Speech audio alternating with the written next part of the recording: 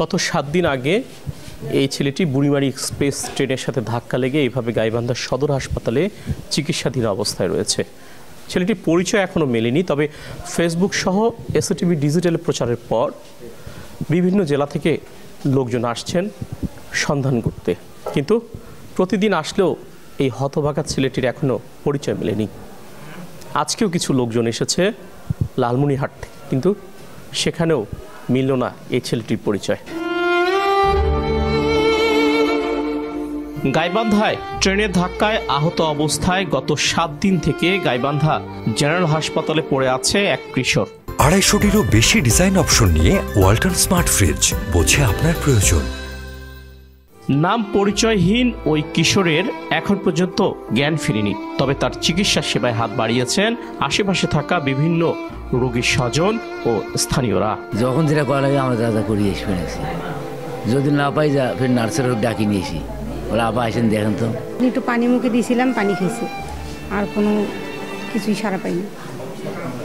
কোন অবস্থা তো খারাপ, ওর ভালো না, ওর আত্মীয় স্বজন পাইলে ভালো হতো। এখন তো ওনার বাপ মা এবং কি আত্মীয় স্বজন পাড়া প্রতিবেশী কারো খোঁজ মেলে নাই, খাওয়া নাই, কিছু নাই, কোনো কিছু খায় না, স্যালাইনের উপর আছে।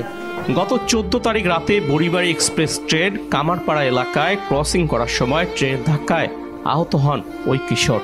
এরপর রেল কর্তৃপক্ষ ও স্থানীয়দের সহযোগিতায় গাইবান্ধা জেনারেল হাসপাতালে ভর্তি করা হয়। সেখানেই চলছে তার চিকিৎসা, তবে এখন পর্যন্ত জ্ঞান ফেরেনি। স্পটে যায়, স্পটে গিয়ে দেখে যে ছেলেটা বেঁচে আছে আর কি। তখন জিআরপি পুলিশের সহায়তায় বেঙ্গল পুলিশ, চেয়ারম্যান মহোদয়, ইউনিয়ন চেয়ারম্যান, মেম্বার, গ্রাম পুলিশ, এদের সহযোগিতায় ওনাকে অ্যাম্বুলেন্স করে হসপিটালে পাঠানো হয়।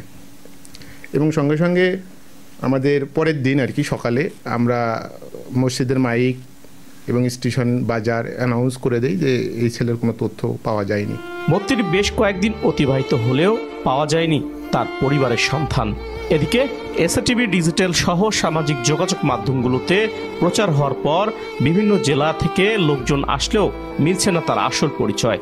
তাই তো হতাশ হয়ে ঘুরে যাচ্ছেন অনেক পরিবার। প্রথম কিন্তু বলছিল যে না ঠিক আছে, তো ডাক্তার কারণে সে বলতেছে যে না, এখন আর কি কনফিউজ যে না আমার ছেলে না, ও আর কি কনফার্ম করলো, এখন বাধ্য হয়ে চলে যেতে হচ্ছে আর কি। হইলো ভালোই হলো, বাচ্চাটার খোঁজ হইলো, বাচ্চাটা নিয়ে গেছি যাইবি। এখন এটা নিয়ে আমরা খুব মনটা শান্তি হইলো। এখন দেখিস যে তার বাচ্চা নয়। এদিকে দ্রুত সময়ের মধ্যে পরিবারের সন্ধান সহ চিকিৎসার মাধ্যমে সুস্থ হবে ওই কিশোর, এমনটি প্রত্যাশা সবার। কায়সার প্লাবন, এসএটিভি ডিজিটাল, গাইবান্ধা।